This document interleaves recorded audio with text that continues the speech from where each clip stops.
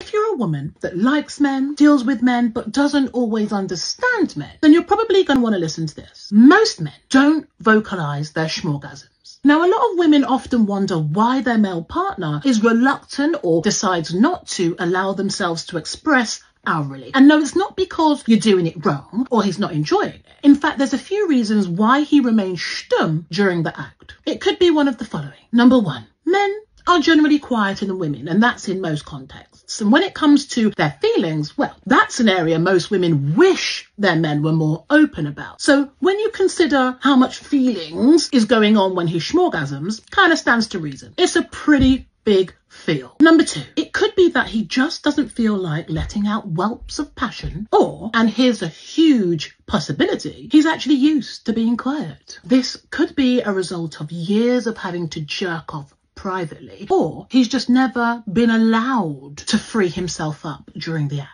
Number three, it could be that he's so focused and so engrossed in what he's actually doing or trying to do that he actually forgets to moan. Imagine that. Sounds a bit mad, but it's true. Banter or not, the general census is most men have difficulty multitasking. So focusing on satisfying his woman and letting out sounds of pleasure potentially just don't sync. And number four, sadly, a lot of men have been conditioned to believe that making noise is what a woman does. In other words, they let the destructive hypermasculine narrative that is slowly destroying everything about men take over. Schmex should be fun, it should be satisfying, and it should be a liberal experience. If one feels like they need to express themselves vocally during, then that's absolutely what they should do without fear of judgment, and definitely not because they think it's wrong or embarrassing.